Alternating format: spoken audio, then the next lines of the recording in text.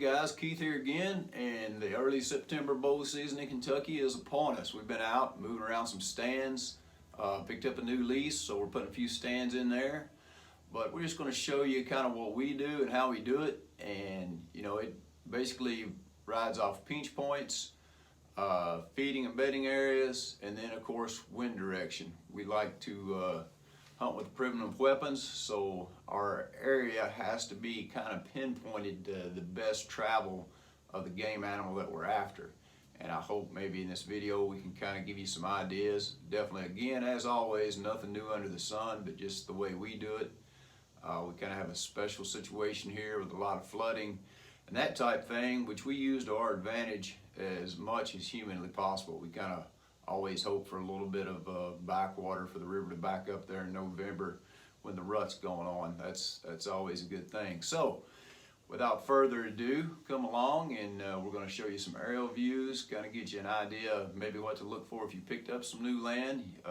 Google Earth is always a good thing to use, or if you're lucky enough to have a drone, you can get that drone up and kind of get a better idea of what your area actually looks like and where the animals might be traveling. So stick around and we're going to get to it.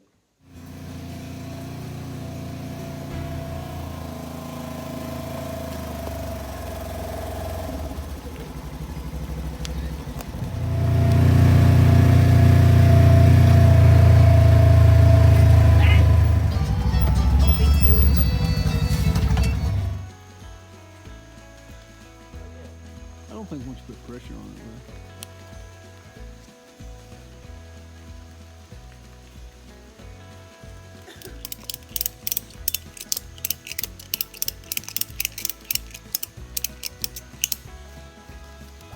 Think about that.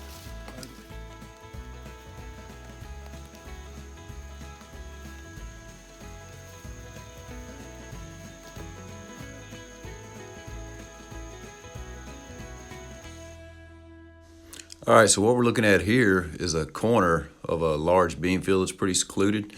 And then we have a bedding area on both sides. The spot that we put the stand is a high ridge, and it's a entrance and exit point to this secluded field.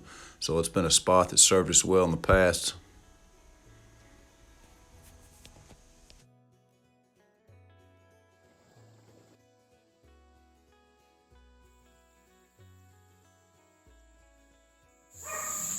So being there in the Ohio River bottoms, a lot of our leases are close to the floodplain, if not in the floodplain.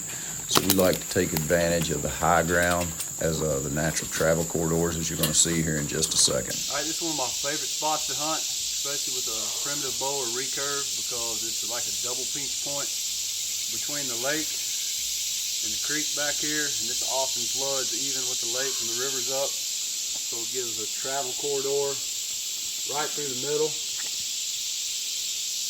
And then we have a trail that comes off the lake levee, crosses the drainage right here, as you can see, comes up, and you got good line of sight both ways. Aren't real high because I think with traditional archery, for me, it seems like shooting at a hard angle is just counterproductive. So that's why we chose to put this stand here. It's always been a good spot. It's always been good to us. You look back through some of our flintlock videos, you see a lot of footage taken right here, especially during rut, bucks traveling back and forth. This aerial view gives you a little better idea of what we're talking about there with the strip of land being flooded out. There's a creek that feeds out to the main river on Ohio behind this lake levee, and it's only about an 80-yard wide strip between the levee and the creek. When the backwater's up, it's just like a main highway for all the animals coming up and down, trying to stay on the high ground. And we can also access it easily, quietly. Don't have to get in, get our scent mixed up, kind of in and out if we stay on the lake and use canoes or little john boats. We come in quiet, like I said, leave no scent. Pretty handy, just pop into a stand, go 10 yards, and back out. And now we're headed to the high ground. This is a lease we just picked up the last year or two. High ridge, nice trail down it, leading from several bedding areas. Curious to see what this spot's going to bring this year.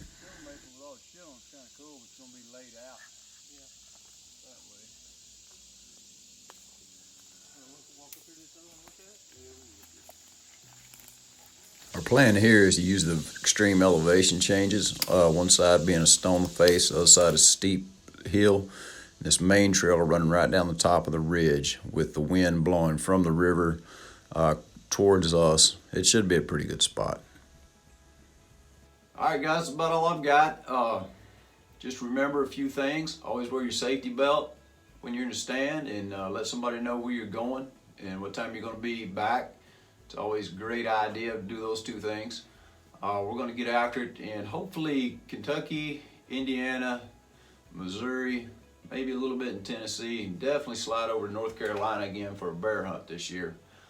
So just stay tuned with what we're doing. Please hit that like and subscribe button, and if you haven't checked us out on the interwebs there, we're on Facebook and Instagram, and we also have our store up and running at www.ramshackle-homestead-survive.com. Get over there and check that out as well, and we're going to hopefully get some pretty decent hunting videos out to you this fall. Take care.